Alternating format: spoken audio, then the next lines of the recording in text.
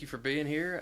On behalf of the chamber, just want to again, thank you for being here. I know you're out on the campaign trail, shaking hands and kissing babies, doing whatever people do nowadays. But just before we get started on some of the questions, for people who may not know, I know you're involved in Athens and kind of ingrained in the community. But for those who don't know, tell us a little bit about yourself, how you decided to run for mayor, kind of where you grew up, and where you spent your time up until now. Okay. Thank you, Weston, for having me. And I was born and raised in Athens. Grew up, actually, the first house I remember was on Fifth Avenue. Living on Grace Avenue when my father passed away when I was 7 years old. He was a truck driver and worked for Sweet Sue. That left my mom and my special needs brother. We bought a house on South Houston Street, and that's pretty much where I grew up. Graduated from Athens High School, met my wife my senior year, and we've been married for 38 years. Have two beautiful daughters who are active in the community, Leslie Whitfield Stanley and Anna Castleberry. Mm-hmm. And you know Anna. From I'm surprised she's not running for mayor, honestly. So. That may be in the future. But I retired in 2020, right at the start of COVID. Worked for the Sherwin-Williams Company. Actually started on Hop Street in Athens. Worked for them for 35 years. Management, managed stores, sales management, and then marketing also. And when I finished my career, I was a global sales manager. Okay. And I managed our business for Caterpillar worldwide. Wow. So spent a lot of time in airplanes. Yeah. But even prior to that, when we were raising the girls, Sandra and I were very, very active. Mm-hmm. Members of the Athens JCs. I was actually on the board of the chamber back in the late 90s. Wow. And probably I disappeared a little while because when I had that global sales job, I'd be gone for 1 and 2 weeks at a time. And when I got back home, it was time to spend time with the family. Mm-hmm. Yeah. So that kind of wraps that up. I did spend one term on the city council in 2000 through 2004. Okay, so this isn't foreign territory. No. Now, did you mention Market in Monroe? Well, so that's our new side gig. Yeah, so you own Market in Monroe, you and your wife? And we do, and we actually bought the old pool hall on 100 West Market during COVID, and basically brought it up to today's standards. Yeah. And we kept the character of the building and just put in new toiletries, and we turned it into an event space. And it's done quite well. Yeah, it's awesome. I've been to several showers and rehearsal dinners and things there, and it's that's just kind of that's what downtown Athens needs is more places like that. So it's a cool spot. So yeah, well, thank you. Yeah, for those who haven't seen it or heard about it that are listening, it's really a cool spot. So appreciate just kind of the background so people can get to know you a little better. But we'll start off with some of the questions that we'd kind of like to ask. So just in your opinion, and this is, everybody has a different opinion on their top three priorities, what's going on in Athens that needs to be addressed. But in your opinion, the top three challenges facing Athens, and if elected mayor, what are you going to do to address those things? Well, the number one problem we have right now is our roads and traffic in town. Mm-hmm. And it's not going to get any better. Mm-hmm. So we have to seriously approach our major thoroughfares. And that would be priority number one for me. That does include the state highways because we do have responsibilities. They're in our town, therefore we have responsibilities for them. Mm-hmm. And we need to work with our state officials and possibly even work on some joint funding to make sure that it happens. The other thing is infrastructure as a whole. As the town grows, we need all of our infrastructure to grow as the town grows. So the more people that come in, you've got sewer, utilities, it puts pressures on everything, including the school system. Yeah. And then strengthening our public safety. our public safety needs to grow with population growth. So there's going to be more need for police, more need for fire, and more need for first responders. Mm-hmm. Yeah. Okay. Thank you for that. We talked a little bit about, with the growth and not just with roads, but with infrastructure as well.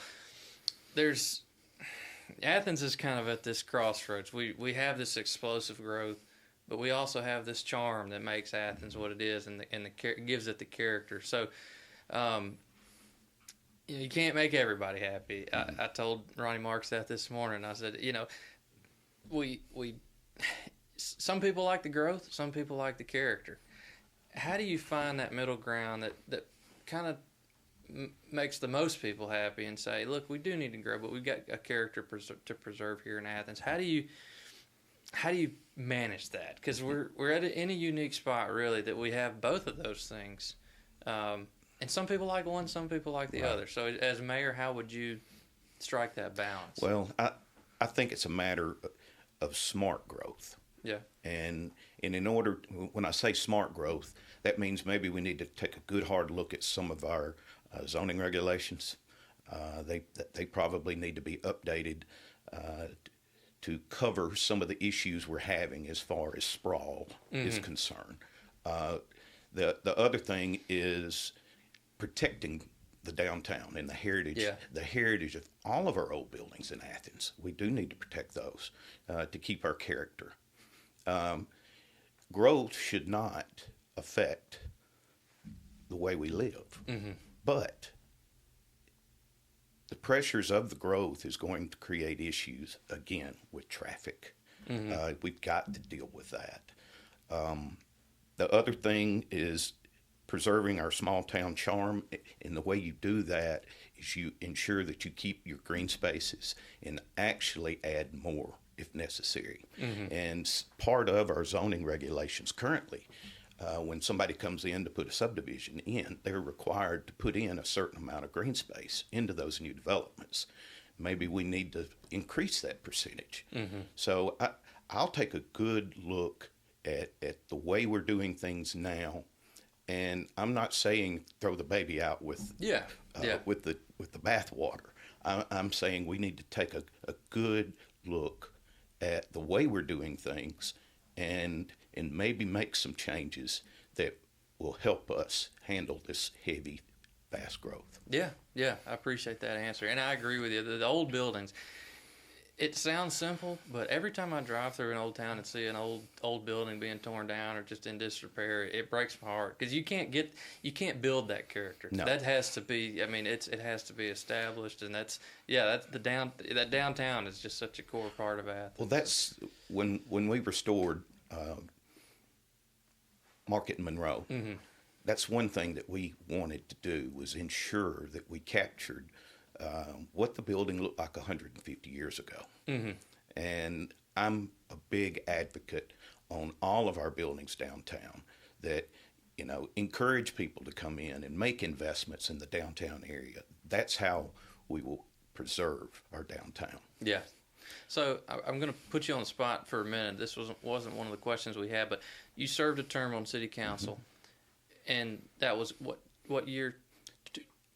It was 2000 through 2004. Okay. So from then to now, what's the biggest difference you see in Athens?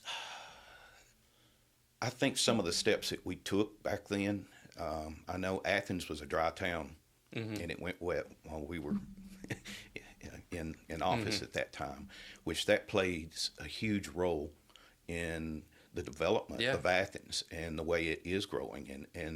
And also, probably one of the biggest things that has helped to drive is restaurants.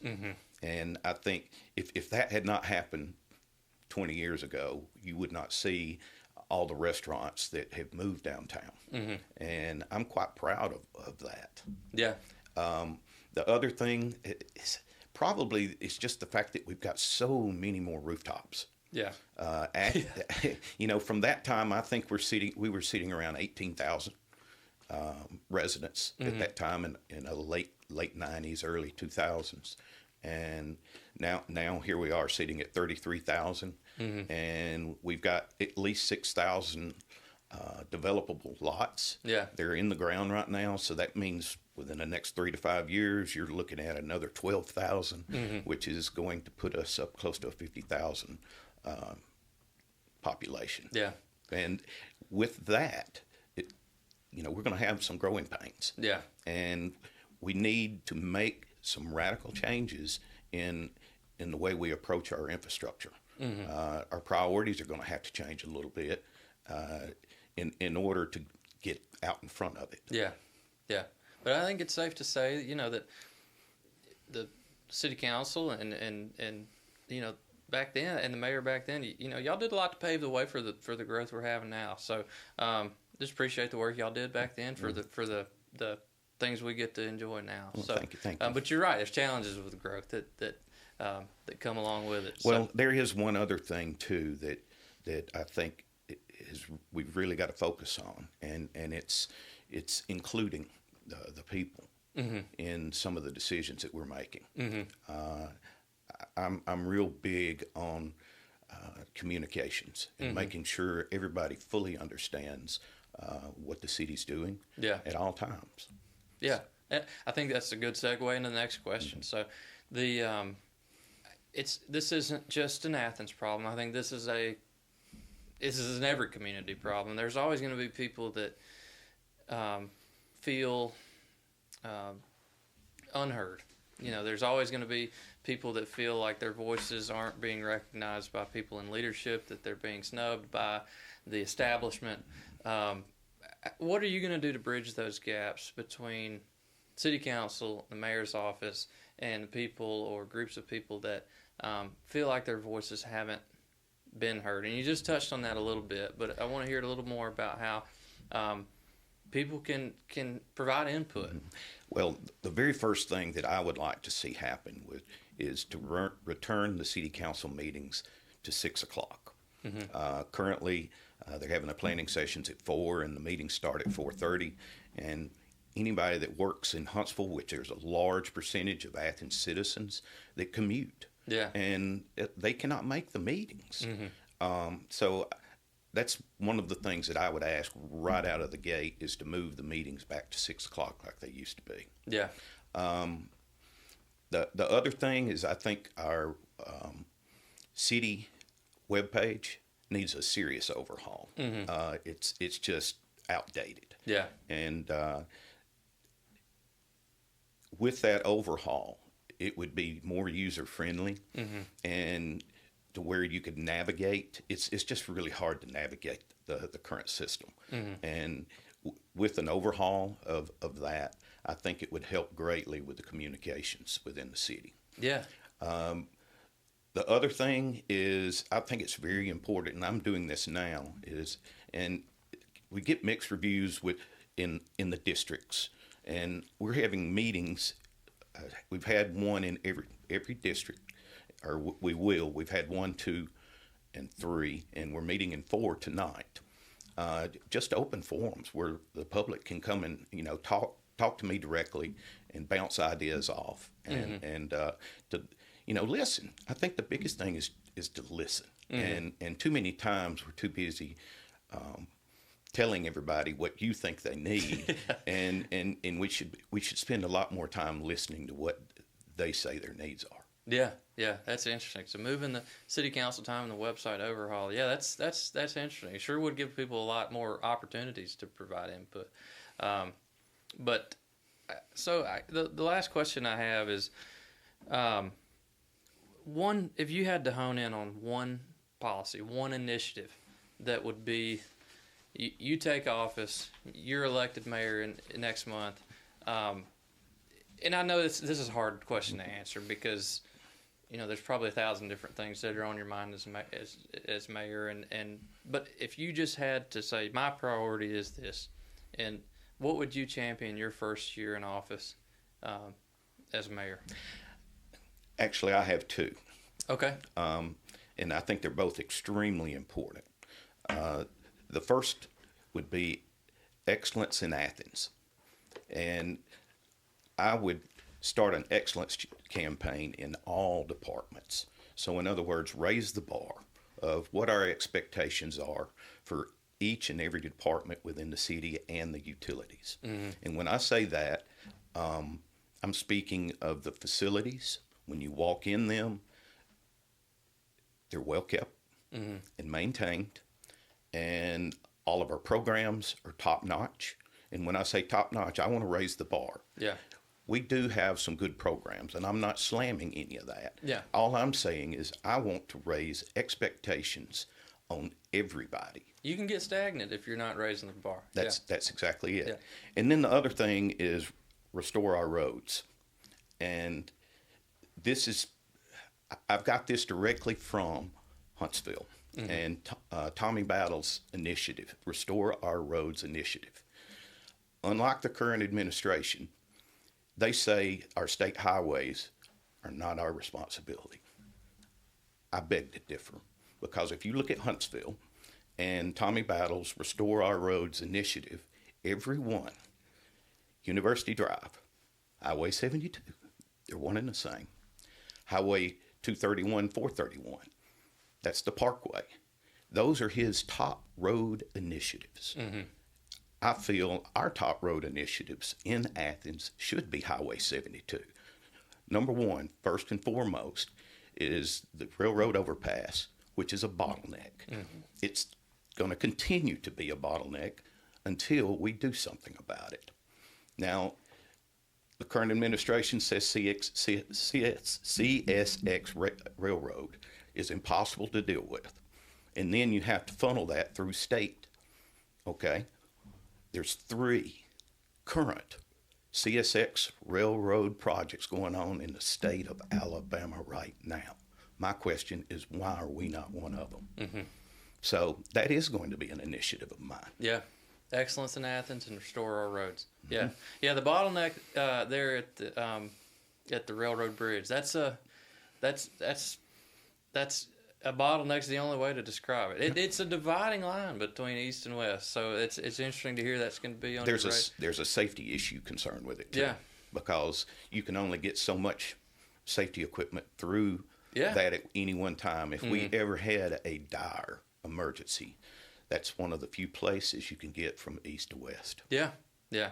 Well, I appreciate those answers. And I'm going to put you on the spot one more time, just we've got a little bit of time left, but if I'm in the voting booth next month and I've got, as it stands right now, I'll have three options for mayor in front of me, and I'm trying to make the decision right then and there, what would you want somebody to hear in their head that would make them want to vote for Danny Whitfield? What's, just in a few minutes, if I'm standing there looking at the ballot, what do I need to think about that would make me vote for Danny for mayor? The fact that I love the town and I'm running for the right reasons. I have no agenda. I have no special interest. I just want what is best for the city of Athens, not just today, but 10, 20, 30, 50 years down the road. Mm-hmm. I want people to look back and say that their mayor at this day and this time was the right person for the job. Mm-hmm.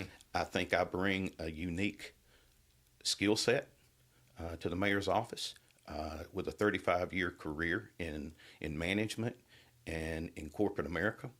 And I've managed hundreds of millions of dollars in my career. And you need to be able to manage large amounts of money, because basically the mayor, you're the CEO of Athens. Yeah. And I will operate honestly and openly, and I look forward to being the mayor. Yeah, awesome. Man, those are great answers, and again, appreciate you coming down here today. I want to wish you the best of luck next month. Thank you. And Danny, thanks again. I appreciate it.